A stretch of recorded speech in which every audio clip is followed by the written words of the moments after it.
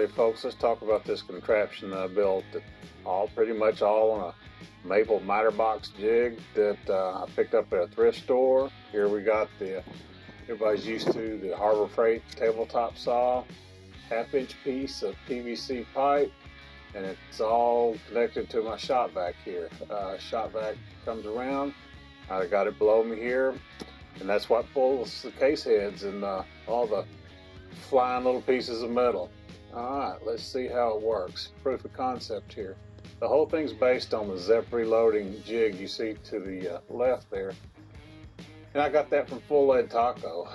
ZepReloading.com, 37 bucks, and it is designed specifically to go on this Harbor Freight tabletop saw. It has got a spring detent in there that stops the shells exactly where you want. It's adjustable, so you can adjust your angle, you can adjust your length of cut. So not only can you do 300 Blackout, but you can do some of the new Valkyrie shells and stuff like that, anything that requires cutting or adaptation from a new shell. As you can see, the shop vac pulls those heads right away, and the detent is strong enough that when you pop a new shell in, it shoots it down that piece of PVC pipe. I did end up cutting it at an angle to 45 degrees there to give the place for the case head to pull out. Otherwise, it all just kind of gummed up in the works. Let's take another look. Here you can see putting the case in. It pops in, shoots the old case out, boom, straight down the tube, locks the case in place. Sorry about the lighting here. And the vacuum sucks that case head right away. So let's watch as I do a couple here, and you can see how she works.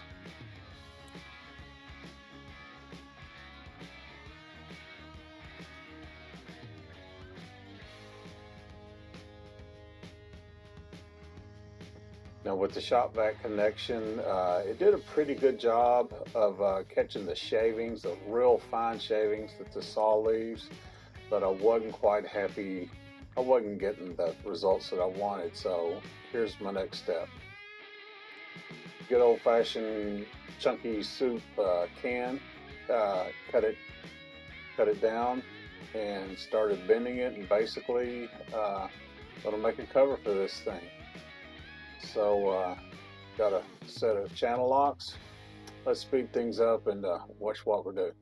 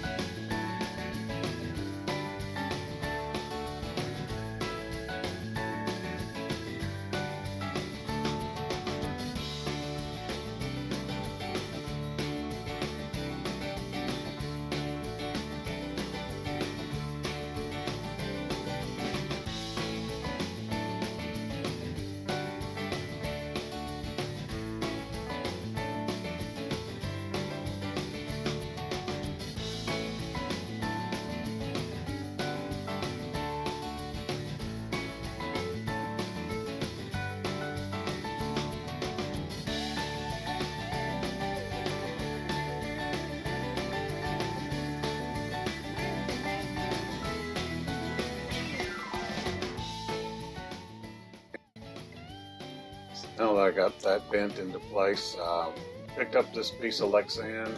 It's like $4 at Home Depot. It's twice the size of what I needed, so got to get her cut down.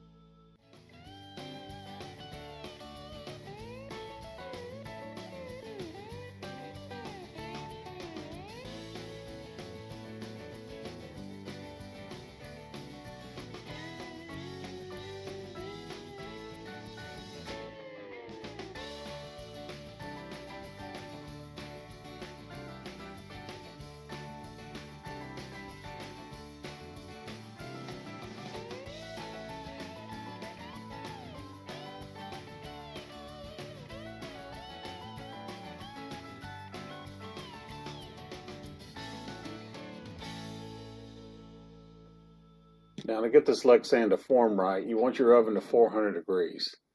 Once it gets up to temperature, leave it there for another 20 minutes before you put your plastic in the oven. Parchment paper on a pan, Lexan over the top, pop it in the oven. You can see the Lexan just starting to curl up, and when it starts to bend down, that's when it's time to do it. Let's watch.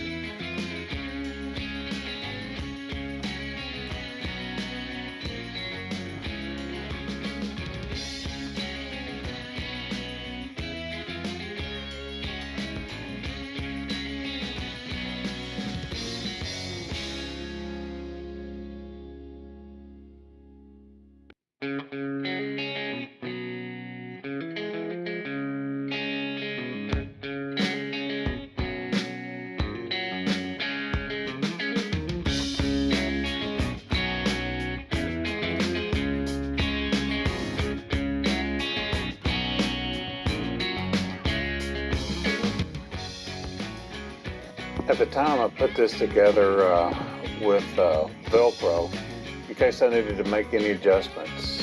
You know, I had only pretty much done what you see in the tray right there as far as getting it adjusted, tweaked, and things like that at the time, and I knew I'd want to refine it even more.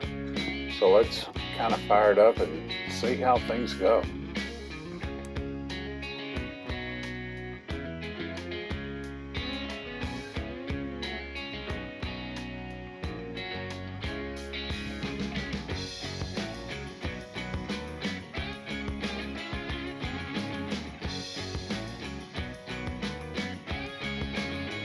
As you can see here with the Lexan over it, it's real easy to see what's going on.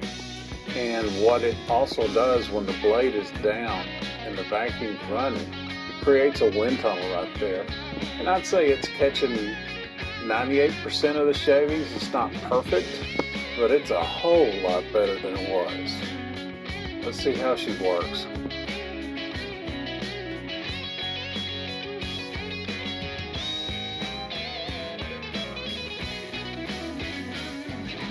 I've since put some rubber underneath it because it was sliding around on the table and I was having to hold it down. It doesn't weigh very much, but the rubber pads sure did help a lot.